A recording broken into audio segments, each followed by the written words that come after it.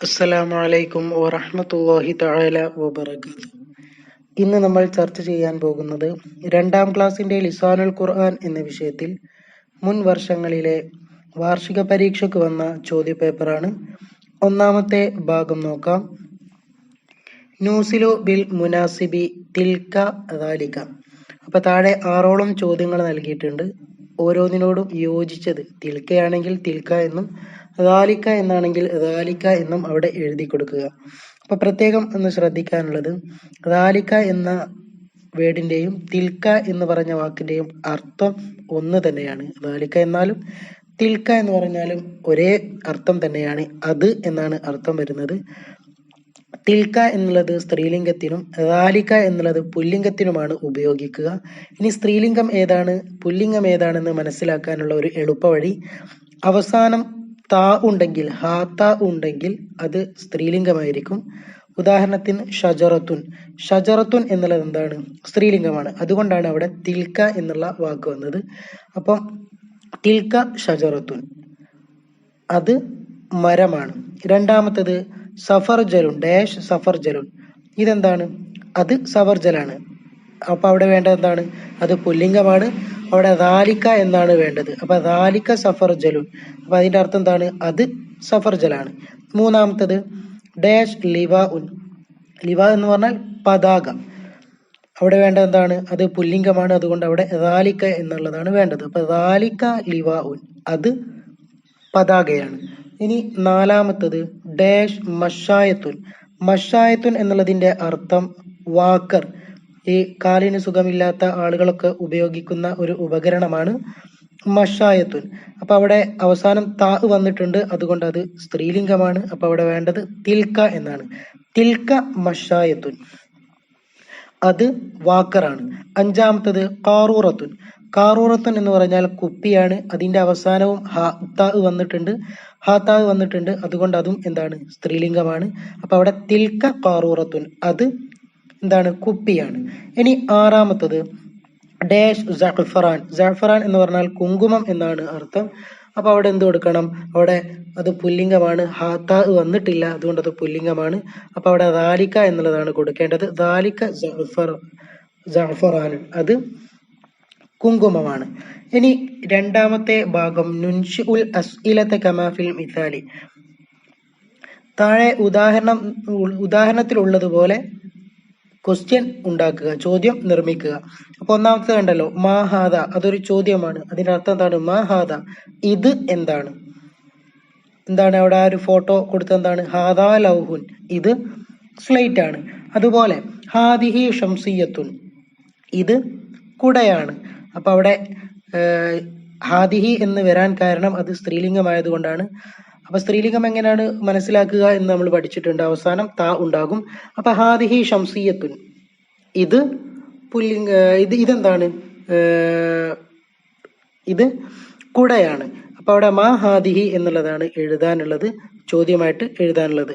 അപ്പൊ അവിടെ ചോദ്യം നിർമ്മിക്കാനാണ് പറഞ്ഞത്. ഇനി രണ്ടാമത്തെ നോക്കാം. ഹാദിഹി ഖുറത്തുൻ, ഇത് ബോളാണ്.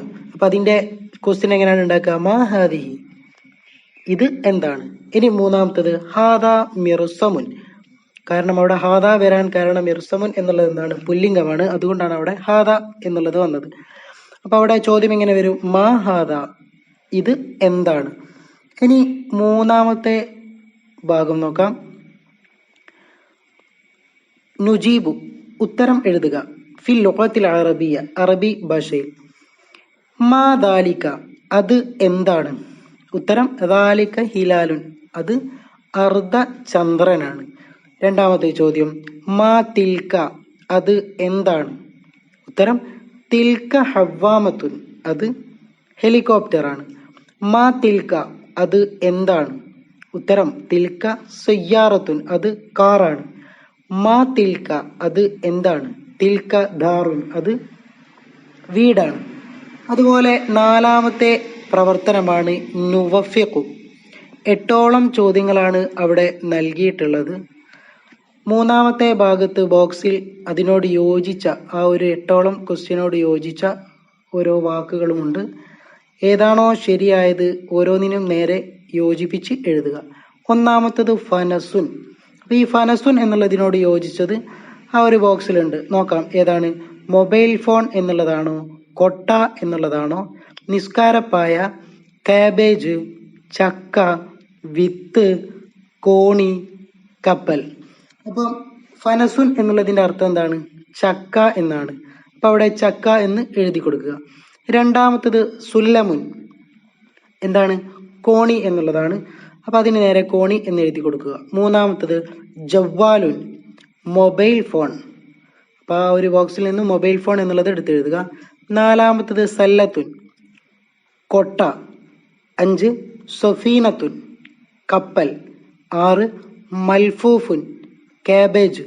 7 സജ്ജാദത്തുൻ, നിസ്കാരപ്പായ. 8 ഹെബ്ബത്തുൻ, വിത്ത്.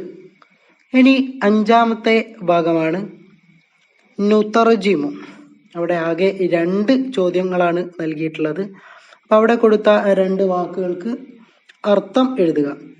ഒന്നാമത്തത് ദാലിക ഗിനബുൻ ഹുൽവുൻ. നമ്മൾ പഠിച്ചിട്ടുണ്ട് ദാലിക എന്ന് പറഞ്ഞാൽ അത് എന്നാണ് അർത്ഥം. ഗിനബുൻ എന്ന് പറഞ്ഞാൽ എന്താണ്? മുന്തിരിയാണ് അല്ലേ? അപ്പോൾ ഹുൽവുൻ മധുരമുള്ള.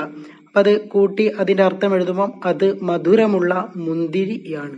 ദാലിക ഗിനബുൻ ഹുൽവുൻ എന്ന് പറഞ്ഞാൽ അത് മധുരമുള്ള മുന്തിരിയാണ്. ഇനി രണ്ടാമത്തെ ചോദ്യമാണ് ഹാദ അൻഫി. അപ്പം ഹാദ എന്നുള്ളത് ഉപയോഗിക്കുക ആണിനാണ് അല്ലേ? അപ്പൊ അവിടെ ഹാദ അൻഫി. അൻഫി എന്ന് പറഞ്ഞാൽ, അൻഫ് എന്ന് പറഞ്ഞാൽ മൂക്ക് എന്നാണ് അർത്ഥം. അൻഫി എന്ന് പറഞ്ഞാൽ എൻ്റെ മൂക്ക് എന്നാണ്. അപ്പൊ ഹാദ അൻഫി എന്ന് പറഞ്ഞാൽ ഇത് എൻ്റെ മൂക്കാണ്. ഇനി ഏറ്റവും അവസാനത്തെ പ്രവർത്തനമാണ് നുഗരിബു, അറബിയിലാക്കുക. താഴെ അറബി മലയാളത്തിൽ ഒരു വാക്ക് നൽകിയിട്ടുണ്ട്. അത് അറബിയിലാക്കിയിട്ട് എഴുതുക. ഒന്നാമത്തെ ചോദ്യം എന്താണ്? ഇത് എൻ്റെ പേനയാകുന്നു.